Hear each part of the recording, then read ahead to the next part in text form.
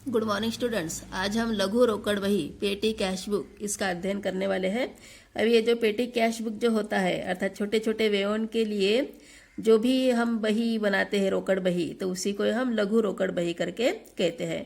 तो जैसे कि डाक व्यय है, यात्रा व्यय है, कुली व्यय, स्टेशनरी व्यय, जलपान व्यय आदि का हिसाब रखने के लिए ये जो बड़े बड़े व्यापार गृहों में ये जो इस प्रकार के जो भी छोटे छोटे व्यय होते हैं इनका हिसाब बड़ी रोकड़ बही में या तो जो भी आपके साधारण रोकड़ बही, द्विस्तंभीय त्रिस्तंभीय रोकड़ बही में इनको नहीं रखा जाता, और बल्कि ये जो दायित्व है एक लघु रोकड़िये को सौंपा जाता है छोटे छोटे व्ययों को पूर्ण करने का। और इसीलिए लघु रोकड़िये के द्वारा जो भी बही बनाई जाती है उसी को हम लघु रोकड़ बही करके बोलते हैं। अभी इसकी परिभाषा देख लो।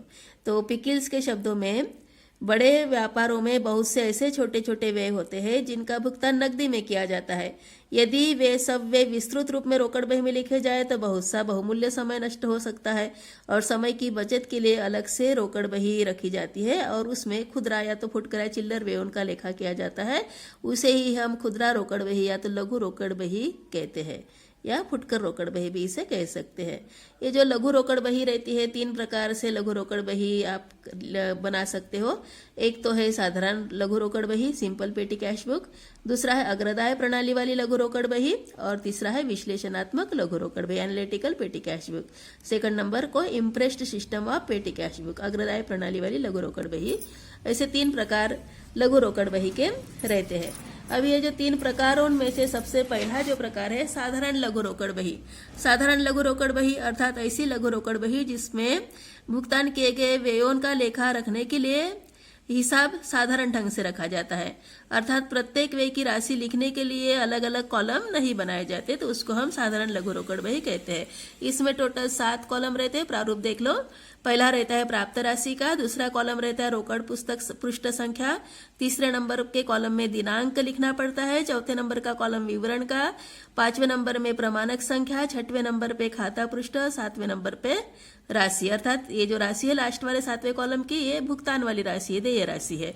तो इस टाइप से ये लघु रोकड़ बही के 7 कॉलम रहते हैं। विवरण में आपको बराबर जो भी प्राप्ति के व्यवहार 1 या 2 ही रहेंगे, उसको आपको पहले कॉलम में लिखना है, दिनांक बराबर डालना है। विवरण में आपको प्राप्त राशि के लिए से करके शब्द से संबोधित करना है, और बाकी के जो भी मदे रहती है वो भुगतान से संबंधित रहती है, जिसे आपको को शब्द से भी दिखाना है, या तो इंग्लिश में दिखाओगे तो बाय करके शब्द दिखाओगे, और उसका आपको लास्ट वाले राशि के कॉलम में उसकी अमाउंट लिखना है। तो इस टाइप से ये साधारण लघु रोकड़ बही रहती है। तो इसका उदाहरण भी देख लो कैसे दिया है। तो इसको अभी आप समझाते नहीं है, सिर्फ हम तीनों पद्धति मिलाकर ही एक उदाहरण यहाँ पे हम समझाएंगे। दूसरी पद्धति है अग्रदाय प्रणाली वाली लघु रोकड़ बही। इंपॉर्टेंट पद्धति है ये, इसके बारे में परीक्षा में प्रश्न पूछे जाते हैं, अग्रदाय प्रणाली वाली लघु रोकड़ बही क्या है करके। तो ये जो पद्धति है इसमें क्या होता है कि एक निश्चित अवधि में होने वाले जो भी फुटकर व्यय रहते हैं उनका एक अनुमान लगाया जाता है, और अनुमानित कुल व्यय की राशि मुख्य रोकड़िये के द्वारा लघु रोकड़िये को अग्रिम रूप में मतलब कि एडवांस में दी जाती है। और ये जो एडवांस में जो रकम मुख्य रोकड़िया लघु रोकड़िये को देता है उसी रोकड़ को फ्लोट करके कहते हैं, FLOAT ये शब्द है उसके लिए। ये भी प्रश्न पूछा जाता है फ्लोट किसे कहते करके। तो जो भी मुख्य रोकड़िये के द्वारा लघु रोकड़िये को जो भी अनुमानित व्यय के लिए जो निश्चित धनराशि दी जाती है तो उसी को ही हम फ्लोट करके कहते हैं। अभी लघु रोकड़िया इस रकम में से प्रतिदिन छोटे छोटे खर्च जैसे कि डाक व्यय है, स्टेशनरी है, गाड़ी भाड़ा है, इनका भुगतान करके रसीद प्राप्त करता है। और कुछ छोटे व्ययों के लिए रसीद प्राप्त नहीं की जा सकती तो वह स्वयं रसीद बनाकर इसे प्रमाणित कर लेता है। तो इस प्रकार से ये जो अग्रदाय प्रणाली वाली लघु रोकड़ बही रहती है, ये जो लघु रोकड़ बही बनती है ये विश्लेषणात्मक रूप में ही बनती है, और इसी कारण से अग्रदाय प्रणाली अलग से नहीं पूछी जाती। विश्लेषणात्मक लघु रोकड़ बही बनाने के लिए जब भी पूछा जाता है तो आपको अग्रदाय प्रणाली का भी इस्तेमाल करना पड़ता है। तो एडवांस में रकम वहां पे आपको मिलती है। तो ये अग्रदाय प्रणाली वाली लघु रोकड़ बही है। अभी ये जो प्रणाली है अग्रदाय प्रणाली, इसकी विशेषता और लाभ भी आपको पूछे जाते हैं, तो उस पर भी ध्यान देना। तो अग्रदाय प्रणाली की जो विशेषता है तो इस प्रणाली में क्या है कि एक निश्चित अवधि में किए जाने वाले फुटकर व्यय के भुगतान के लिए राशि अग्रिम रूप में या एडवांस में दी जाती है। अग्रिम दी जाने वाली राशि अनुमानित व्यय के लिए पर्याप्त होती है। एक निश्चित अवधि में किए गए फुटकर व्यय की कुल राशि के बराबर लघु रोकड़ियों को पुनः राशि मिलती है और उसे के कारण वह अपने पास वही उतनी राशि रखते हैं, उसी में से बराबर व्यय करता है। फिर लघु रोकड़ बही का ही एक अंग है, क्योंकि इसी बही के आधार पर फिर रोकड़ बही में भी प्रविष्टि एक माह में एक बार या तो एक हफ्ते में एक बार इस प्रकार से की जाती है। और इस प्रणाली में रखी गई लघु रोकड़ बही सामान्यतः कैसी रहती है? विश्लेषणात्मक ही होती है और इसी कारण से अलग से प्रश्न में अग्रदाय लघु रोकड़ बही बनाओ करके नहीं पूछा जाएगा। विश्लेषणात्मक लघु रोकड़ बही बनाओ करके पूछा जाएगा, तो उसमें आपको अग्रदाय पद्धति को ही अपनाना है। फिर इस प्रणाली के लाभ देख लो क्या है।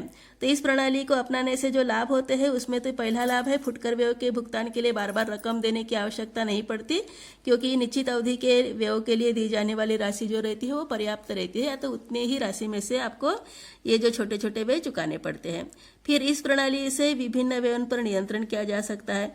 इस प्रणाली में व्यय के भुगतान हेतु आवश्यकता के अनुसार ही व्यय रकम दी जाती है और इसी कारण से लघु रोकड़े के द्वारा किसी प्रकार का छल कपट आदि की संभावना नहीं रहती और लघु रोकड़िया किसी भी प्रकार का अनावश्यक खर्च नहीं कर सकता और इसी कारण से जो भी उसके पास प्राप्त रकम होती है वह सीमित होती है और उसी सीमित रकम में से उसे छोटे छोटे व्यय पूर्ण करने पड़ते हैं। तो इस प्रकार की अग्रदाय प्रणाली की विशेषताएं और लाभों का वर्णन आपने देखा है। अभी विश्लेषणात्मक लघु रोकड़ बही जो एनालिटिकल पेटी कैश बुक क्या है उस पर भी ध्यान देते हैं।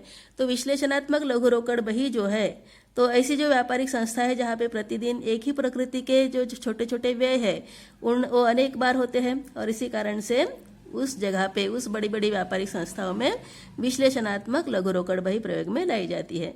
और इस प्रकार की जो लघु रोकड़ बही है विश्लेषणात्मक पद्धति वाली, तो इसमें प्रत्येक प्रकार के व्यय के नाम से पृथक पृथक राशि के कॉलम या स्तंभ रखे जाते हैं और उसमें संबंधित व्यय हेतु भुगतान की गई राशि लिखी जाती है। व्ययों का लेखा इस ढंग से रखने पर व्यापारी सरलता से यह ज्ञात कर लेता है कि कौन से व्यय पर कितनी राशि आपने खर्च की है और इसी कारण से विश्लेषणात्मक लघु रोकड़ बही एक ऐसी रोकड़ बही है जिसमें व्ययों को वर्गीकृत करके फुटकर व्ययों का हिसाब रखा जाता है।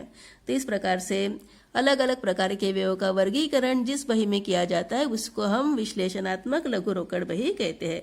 अभी इस बही के संबंध में जो क्या बातें ध्यान में रखी जाती है उस पर विचार करो। तो सर्वप्रथम विभिन्न व्ययों को आपको देखना है प्रश्न में कौन कौन से व्यय दिए हैं, उसी के अनुसार उसका आवश्यकता के अनुसार आप वर्गीकृत करोगे। प्रत्येक व्यय के वर्ग शीर्षक के लिए राशि के कॉलम तैयार करने पड़ेंगे। व्यय शीर्षक के अंतर्गत आने वाले व्यय की भुगतान राशि लिखी जाएगी। विवरण स्तंभ में व्यय का शीर्षक नहीं लिखा जाता और कुल राशि स्तंभ में व्यय से संबंधित राशि लिखी जाती है। तो इस प्रकार से ये विश्लेषणात्मक लघु रोकड़ बही के संबंध में ध्यान देने योग्य बातें हैं।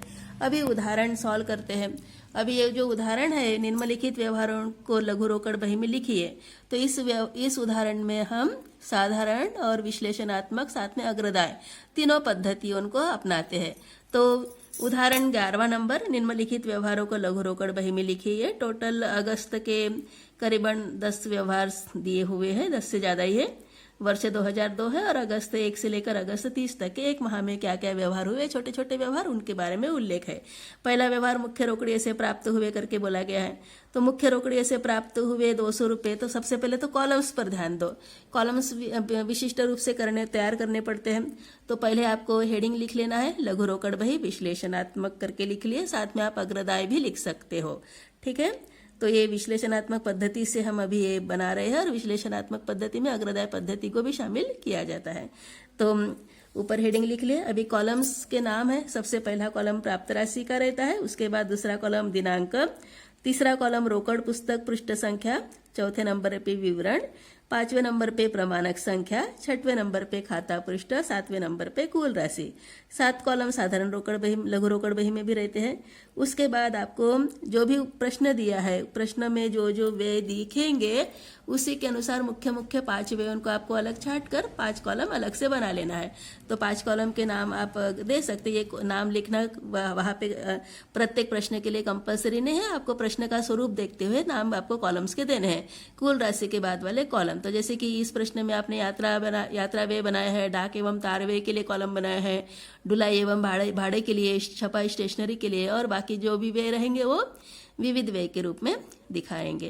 तो इस टाइप से कम कुल राशि के बाद आपके पास 5 एक्स्ट्रा कॉलम होने चाहिए आपको विश्लेषण करने के लिए। ये प्रश्न उदाहरण के तौर पर, प्रश्न के तौर पर आपको ये कार्य करना है। अभी हम किसी व्यापारिक गृह में कार्य नहीं कर रहे हैं, इसलिए प्रश्न में जो भी कुछ व्ययों का जो स्वरूप है उसी स्वरूप के अनुसार आपको उन व्ययों को वर्गीकृत करने के लिए अलग से 5 कॉलम एक्स्ट्रा रूप में आपको विश्लेषणात्मक पद्धति में बनाने पड़ते हैं। तो ये कॉलम्स आपके तैयार हो गए हैं। अभी उसके बाद एक एक व्यवहार देखते हैं। पहला व्यवहार अगस्त 1 का है, मुख्य रोकड़िए से प्राप्त हुए। अभी मुख्य रोकड़िए से प्राप्त हुए, इसलिए आप यहाँ पे विवरण कॉलम में रोकड़ खाते से करके लिख लोगे। दिनांक में बराबर, यहाँ पे अभी विवरण के पहले ही दिनांक का कॉलम है, तो दिनांक का कॉलम में आप बराबर दिनांक लिख लोगे। अगस्त 1 करके रोकड़ खाते से या तो मुख्य रोकड़िया से करके भी लिख सकते हो। और यह जो राशि है ये प्राप्त राशि में आएगी, क्योंकि यहाँ पे आपको लघु रोकड़िए को मुख्य रोकड़िए से रकम मिलती है, इसलिए प्राप्त राशि में आपको इसे दिखाना है। तो रकम के पहले कॉलम में आप इसको दिखाओगे। ये 1 तारीख वाला व्यवहार हो गया। 2 तारीख वाला व्यवहार है डाकवे।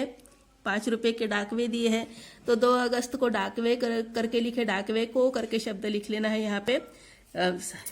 अभी डेबिट वाला जो भी प्राप्त राशि के लिए से शब्द यूज करना, और जो भी भुगतान के लिए आपको को शब्द यूज करना है। ठीक है, तो इस टाइप से को शब्द आप जोड़ोगे। इंग्लिश में लिखना है तो बाई शब्द लिखोगे। पहले वाले व्यवहार के लिए टू बैलेंस ब्रॉट डाउन करके भी लिख सकते हैं, या तो टू कैश अकाउंट करके भी लिख सकते हो। ठीक है, तो ये पहला व्यवहार होने के बाद अभी डाकवे को करके 2 तारीख का व्यवहार। डाकवे की रकम कुल राशि में आप लिख लोगे 5 रुपया, और इसका वर्गीकरण करने के लिए आपने डाक एवं तार वाला कॉलम बनाया था, उस कॉलम में आपको इसको लिख लेना है। ठीक है, विश्लेषण करना है। सभी व्यय को कुल राशि में लिखना अनिवार्य है, और बाकी जो भी आपने विश्लेषण के लिए कॉलम बनाए हैं, तो वहां पे आपको व्यवहार का स्वरूप देखते हुए आपको उसमें उस कॉलम में रकम शामिल करनी है। तो ये पहले 2 तारीख का व्यवहार हो गया। फिर उसके बाद 3 तारीख का व्यवहार है। मुंबई को तार करके बोला गया है। अभी तार टेलीग्राम तो फिलहाल वर्तमान में क्या हो गया, बंद हो गया है। अभी तो फैक्स और इंटरनेट ईमेल की सुविधा है। तो पहले क्या होता था, ईमेल के बजाय या तो फैक्स के बजाय हम तार भेजते थे, जहाँ पे छोटे छोटे मैसेज हम दूर दराज के इलाके में तुरंत सेंड करते थे। तो अभी तो ये तार पूरा बंद हो चुका है। फिर भी अभी यहाँ पे तार टेलीग्राम करके बोला गया है। तो तार मतलब कि ये भी पोस्ट वाला ही खर्च है, और इसीलिए मुंबई को तार करके यहाँ पे आप लिख लोगे। टेलीग्राम को बाय टेलीग्राम करके आप लिखोगे 3 तारीख का, और जिसे आप कुल राशि में लिख लोगे। डाक एवं तार के लिए आपने कॉलम बनाया है, उसमें आप इसको शामिल कर लोगे। ठीक है, विश्लेषण करोगे। फिर 6 तारीख का व्यवहार है। बस किराया दिया। बस किराया दिया मतलब कि बाय वही क्या बोलते हैं, ये व्हीकल फेयर है। किराए को फेयर बोलेंगे, या तो व्हीकल रेंट बोल सकते हैं। तो 6 तारीख का किराया यहाँ पे बाय व्हीकल रेंट करके लिख लो, और व्हीकल फेयर करके लिख लो, या हायर करके भी लिख सकते हो। तो ये 6 तारीख वाला व्यवहार लिख लिए, और उसकी राशि कुल राशि में दिखा दी। उसका विश्लेषण आपने यात्रा व्यय के कॉलम में दिखा दिया। फिर 7 तारीख है यात्रा व्यय। 5 रुपया किया है, तो यात्रा व्यय को करके लिख लोगे। बाय ट्रैवलिंग एक्सपेंसेस 5 रुपया कुल राशि में दिखाया, और 5 रुपये को फिर से यात्रा व्यय कॉलम में शामिल कर दिए, विश्लेषण कर दिए उसका। फिर 8 तारीख वाला व्यवहार है माल की ढुलाई। कैरेज ऑन गुड्स करके बोला गया है। तो 8 तारीख के व्यवहार को माल की ढुलाई, या तो ढुलाई को करके सिर्फ लिखोगे। 4 रुपया कुल राशि में दिखा दिए, और उसको भी आपने ढुलाई व भाड़ा वाले विश्लेषण के कॉलम में उसको शामिल कर लिया। 9 तारीख को गाड़ी भाड़ा करके फिर से दिया है 3 रुपया।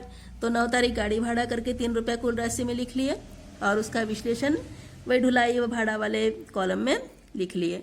फिर 15 तारीख है चाय व अन्य, अर्थात टी एंड अदर एक्सपेंसेस। इसी को जलपान वे या तो रिफ्रेशमेंट करके भी बोला जा सकता है। तो चाय व अन्य उसको आप वैसे ही लिख लिए है यहाँ पे। ठीक है, या तो बाय रिफ्रेशमेंट करके लिख सकते हो। 10 रुपया है, और 10 रुपये का विश्लेषण आपने विविध वे में किए, क्योंकि इसमें इसका कॉलम हमने नहीं बनाया है। तो जलपान नाश्ता वगैरह के लिए कॉलम बनाने की जरूरत नहीं, विविध में बाकी के वे शामिल कर सकते हैं। जिन वे उनके लिए भी आपको कॉलम्स वही बनाने की उतनी आवश्यकता नहीं है, उसको विविध में शामिल कर सकते हो। तो ये 15 तारीख का व्यवहार हो गया। 15 तारीख के बाद है 20 तारीख स्टेशनरी करके बोला गया है। स्टेशनरी 18 रुपया है, तो स्टेशनरी 20 तारीख करके आपने बराबर तिथि में लिख लिए। बाय स्टेशनरी करके लिख लोगे। 8 रुपया कुल राशि में दिखा दिए, और स्टेशनरी के लिए आपने छपाई स्टेशनरी का कॉलम बनाया है विश्लेषण के लिए। उसका विश्लेषण उस कॉलम के लिए उस कॉलम में दिखा दो। फिर 25 तारीख है विज्ञापन एडवर्टाइजमेंट करके बोला गया है, तो 25 तारीख विज्ञापन बाय एडवर्टाइजमेंट करके लिख लोगे। 18 रुपये का ये अमाउंट है। अभी विज्ञापन के लिए हमने कॉलम नहीं बनाया, विविध में उसको शामिल कर दो, उसका विश्लेषण विविध के कॉलम में कर लो। फिर उसके बाद मजदूरी करके दिया है 28 तारीख, 17 रुपया दिया है, तो 28 तारीख मजदूरी या बाय वेजेस करके लिख लोगे। 17 रुपया दिखा दो, और 17 रुपये को भी हमने मजदूरी का कोई कॉलम नहीं बनाया है विश्लेषण के लिए, इसलिए विविध व्यय में शामिल कर लो। और आगे है मुद्रण व्यय। मुद्रण व्यय को ही छपाई करके बोलते हैं, प्रिंटिंग एक्सपेंसेस करके बोलते हैं। तो छपाई और स्टेशनरी एक साथ ही लिखा जाता है। प्रिंटिंग एक्सपेंसेस है फोटोकॉपी वगैरह, जेरोक्स कॉपी निकालने का ये व्यवहार है, और इसी कारण से इसको प्रिंटिंग या स्टेशनरी में दिखाते हैं। तो 30 अगस्त को आपने डेट लिख लिए, और यहाँ पे मुद्रण व्यय या तो बाय स्टेशनरी या बाय प्रिंटिंग एक्सपेंसेस करके लिख सकते हैं। 13 रुपये दिए हुए हैं, और उसका विश्लेषण छपाई व स्टेशनरी कॉलम के लिए कर लो। ठीक है, तो यहाँ तक के व्यवहार हो गए हैं। सभी व्यवहार जितने भी आपको यहाँ पे 30 अगस्त तक के व्यवहार दिए हुए थे, उन व्यवहारों को आपने यहाँ इस लघु रोकड़ बही में लिख लिया है। प्राप्ति से संबंधित एक ही व्यवहार था, बाकी सभी भुगतान के संबंधित व्यवहार है। सभी व्यवहार कुल राशि में दिखे हैं, और व्यवहार कुल राशि में दिखने के साथ साथ ही उनका विश्लेषण भी अलग अलग कॉलम में आपने दिखा दिया है। अभी है लघु रोकड़ बही बंद करने की बारी। तो लघु रोकड़ बही बंद करने के लिए सबसे पहले तो प्राप्ति साइड का योग देख लोगे, बराबर योग बराबर सही लाइन में करोगे। तो 200 रुपये आपने योग दिखा दिया है। अभी 200 रुपये का जो योग है, अभी यहाँ पे कुल राशि का भी योग कर सकते हो आप लोग। तो कुल राशि देख लो कितनी है। तो ये जो लगभग कितने व्यवहार आ गए हैं, 5, 6, 7, 8, 9, 10, 11 व्यवहार आ चुके हैं भुगतान के कॉलम में कुल राशि में। तो उनका योग किए तो 98 रुपये आ चुका है। और बाकी भी कॉलम्स का विश्लेषण वाले कॉलम्स का योग करोगे तो यात्रा व्यय 15 रुपया दिख रहा है, तार व्यय 10 रुपया दिख रहा है, ढुलाई भाड़ा 7 रुपया दिख रहा है, छपाई स्टेशनरी 21 रुपया दिख रहा है, और विविध व्यय 45 दिख रहे हैं। अभी आपने कुल व्यय 98 रुपये के किए हैं। तो अभी 200 में से 98 घटा दो, कितना होता है, तो 102 रुपये आपके पास बचा है, जिसे आप अगस्त माह की अंतिम तिथि के लिए लिखोगे। शेष लेगा 102 रुपया। ठीक है, ये शेष समझ में आ गया, शेष लेगा। अभी इसी शेष लेगा को आपको क्या करना है, ये लघु रोकड़ बही बंद हो गई है वहाँ पे, जहाँ पे आपने वही जो कॉलम्स को बंद कर दिया है, 15-10 वाला जो कॉलम है उसको सभी को बंद किए। 200 रुपये जहाँ पे जिस लाइन में आपने इधर प्राप्ति राशि के लिए टोटल की थी, उसी लाइन में ये कुल राशि का भी टोटल बराबर 200 रुपया दिखा देना है। उसके बाद ये वही वैसे बंद हो चुकी है, शेष लेगा दिखा दिए है। टोटल क्लोज होने के बाद आपको अगला माह की पहली डेट दिखानी है। तो अगस्त के बाद सितंबर माह आएगा। सितंबर 1 विवरण कॉलम में आप बराबर जाओगे, वहाँ पे शेष लागा करके लिखोगे, और फिर से जो भी यहाँ पे कुल राशि में आपने जो 102 रुपये का शेष लिखा था, वह आपके पास उस माह का अंतिम बैलेंस था, वो यहाँ पे अभी सितंबर माह में प्रारंभिक शेष के रूप में प्राप्ति राशि में दिखेगा 102 रुपया। और अभी अग्रदाय प्रणाली का भी विचार करते तो देख लो, अभी या अगस्त माह में अपने लघु रोकड़िए ने 98 रुपया खर्च किया था, और 102 रुपया उसके पास बचा था। तो सितंबर माह में भी उसको कितना मिलना चाहिए, मात्र 98 रुपया ही मिलना चाहिए, क्योंकि पहला ही 102 रुपया उसके पास बचा है। एक महीने में ज़्यादा से ज़्यादा 200 रुपया ही चिल्लर व्यय के लिए, छोटे छोटे व्यय के लिए खर्च करने की उसको अनुमति है। और इसी कारण से पहले से 102 रुपया बचा है, तो उसको मुख्य रोकड़िए से कितना रुपया मिलेगा अभी सितंबर माह में, 98 रुपीज़ ही मिलेगा। और ये जो लघु रोकड़ बही विश्लेषणात्मक पद्धति वाली या तो अग्रदाय पद्धति वाली बंद करोगे, यहाँ पे फ्लोट आ चुका है 98 रुपया, अर्थात मुख्य रोकड़िए से अभी सितंबर माह में लघु रोकड़िए को कितनी रकम मिलेगी, 98 रुपया। उसी 98 रुपये को हम फ्लोट या तो अग्रिम राशि करके नाम से संबोधित करेंगे। तो इस प्रकार का ये प्रश्न था।